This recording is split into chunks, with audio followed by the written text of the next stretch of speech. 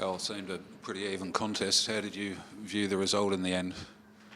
Yeah, I suppose it was a little bit of a game of two halves. They were much better than us in the first half. I thought we were a lot better in the second half than what we were in the first, and I suppose a bit unfortunate not to get a second goal.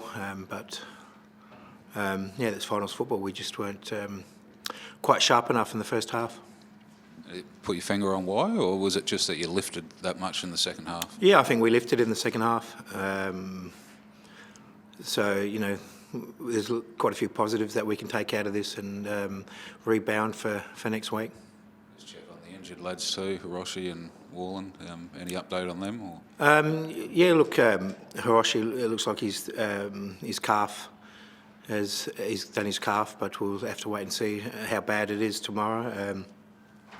Benny Wallen's, he should be okay. He just had a bit of sickness today, but he got through the game, so he should be fine. Expect Barnett to be right next week too? No, Barnett's done. He's done for the rest of the season. What's wrong with Jay, Carl? He was ill yesterday, wasn't he?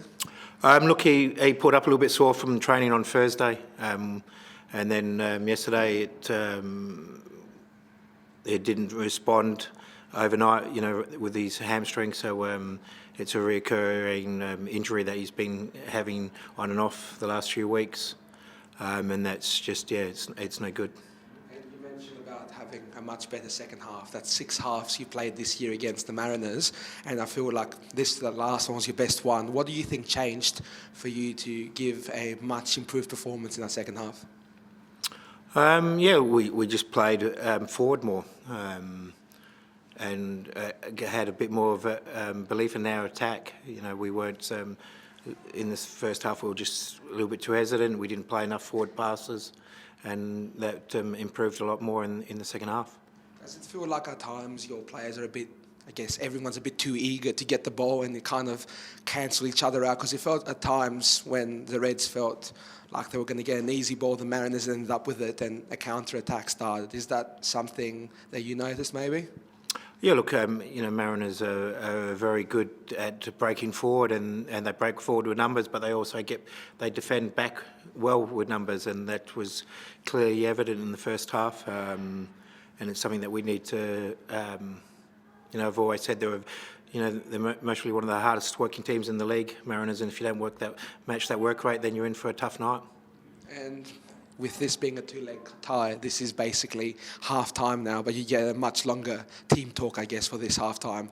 What's the message you go on in this week, going into the Central Coast, a goal down? What's the message you're going to be delivering during the week? Yeah, look, it's important that we recognise what we do well and how we can hurt the Mariners, and that's what we need to focus on. And it's important that we go next week and have a go. You know, roll our sleeves up and have a go. You know, we're not going to give up. When we're going to push, and you know, hopefully we can get ourselves over the line next week. Carl, it just seems the Mariners, more than probably any other opponent you face, seem to actually kind of pin you into your own half and have more of the ball against you. Can you put your finger on why that is the case? More in the first half, anyway. Yeah, the first half they pressed exceptionally well, and we just didn't have the belief in ourselves to play through that press. And when we did, we got to the other end, and it's just having a little bit more composure on the ball, I suppose, and be a bit more braver to play through it. And obviously, I mean, they've still got so much quality in their attacking third as well. What did you make of just some of their combination play up there as well with Tulio, with Cummings and Kalolo, all those guys? Yeah, we've known that all season, haven't we? They attack well and they combine well, and they cause you a lot of problems going forward. You know, I think we were much better in the second half in containing that, and you know, yeah, it was just disappointing. You know, some of the goals, you know, the 2 goals that we conceded again tonight. You know, I think, you know, the first one, I think Joe almost really put his hand up and say he could have done a little bit better with it. And the second goal was that, you know, we just didn't control the middle of the park.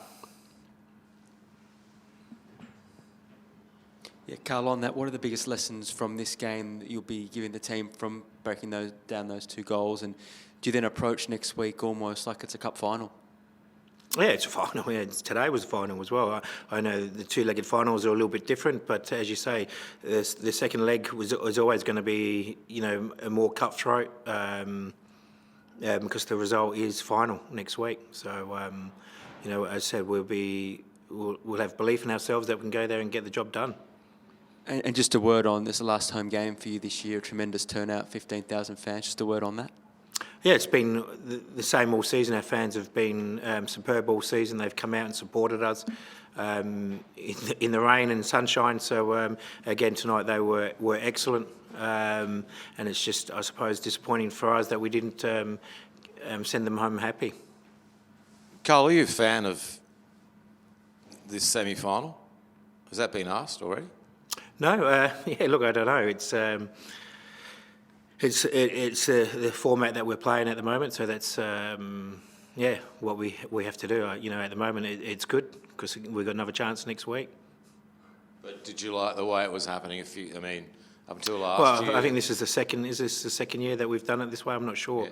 So I suppose it's tougher on the two teams that finish top. They. Yes, they get a week off, but they still don't get that. I suppose in the old system, they would have played each other, and one of them would have gone to the grand final and then waited for the other teams to knock themselves out to get there. So I suppose it's a bit fairer for all the teams that make the finals, I suppose. I don't know if this has been asked because I've come in late.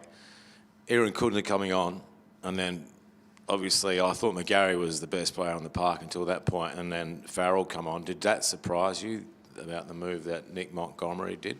They did it last time we played them as well. So, I don't know. But I think I thought Nestor was excellent when he came on. He provided us a lot more drive, and, hopefully he can, he was unfortunate not get a goal tonight. So hopefully he will get us a couple next week.